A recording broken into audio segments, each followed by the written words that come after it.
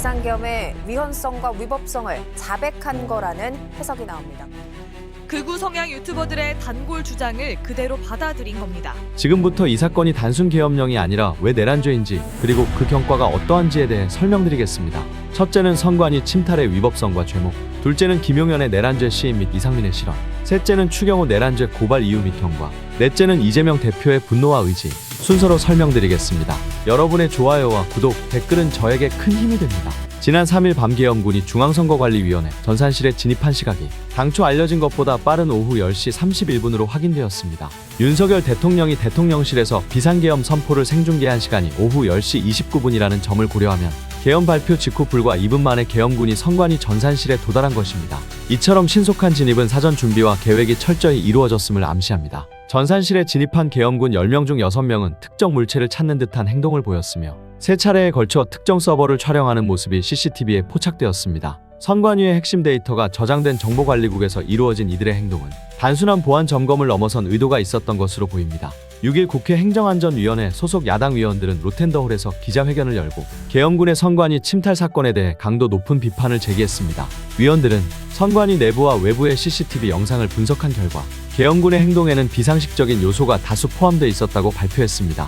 특히 특정 서버를 반복적으로 촬영한 행동은 단순한 작전 수행으로 보기 어려우며 오랜 기간 극우 보수 진영에서 제기되어 온 22대 총선 부정선거 음모론과 연결될 가능성이 있다고 지적했습니다. 위원들은 또한 계엄군의 전산실 침탈은 단순한 보안 임무라기보다는 특정 목적을 가지고 실행된 움직임으로 보인다고 언급하며 이는 민주주의와 선거 절차에 대한 중대한 도전이라고 강조했습니다. 이들의 분석에 따르면 계엄군의 행동은 국가기관의 독립성을 훼손할 수 있는 심각한 위법 행위로 평가됩니다.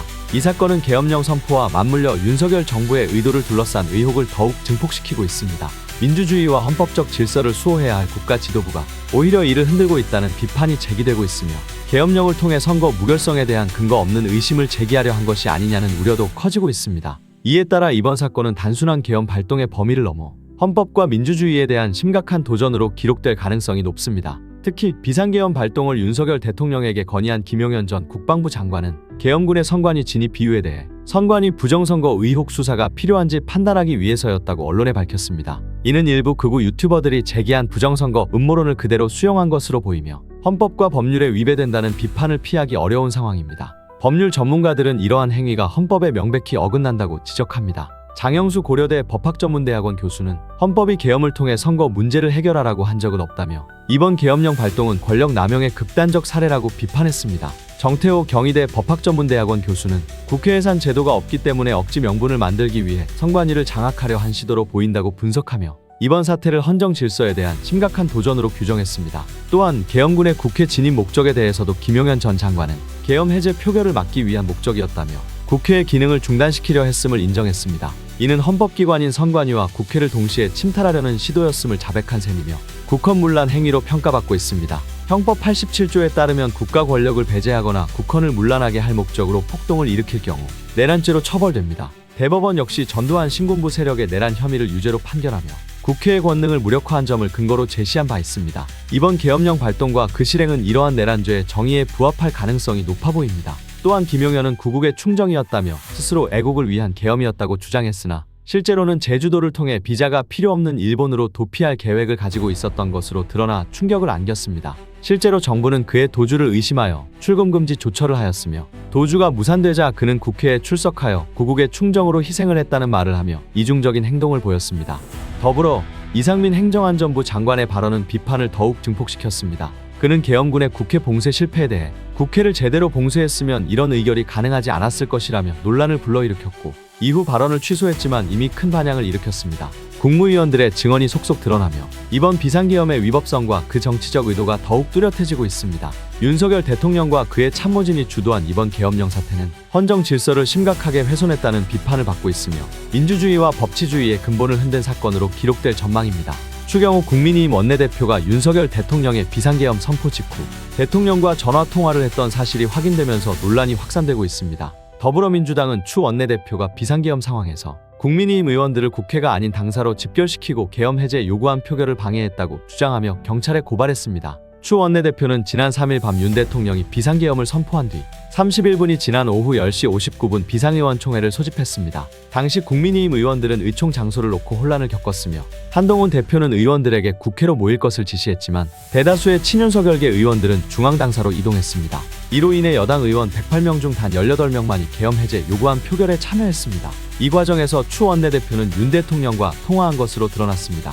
신동욱 국민의힘 원내수석 대변인은 기자들과 만나 윤 대통령이 통화해서 미리 얘기하지 못했다고 말했다고 전했습니다. 추 원내대표는 통화 사실을 인정하며 대통령이 상황을 설명하고 짧게 끝난 통화라고 밝혔지만 통화 기록은 자동 삭제되었다고 주장했습니다. 민주당은 추 원내대표가 비상계엄 상황에서 내란 행위를 방조하거나 적극적으로 협조한 것으로 보고 경찰에 고발했습니다.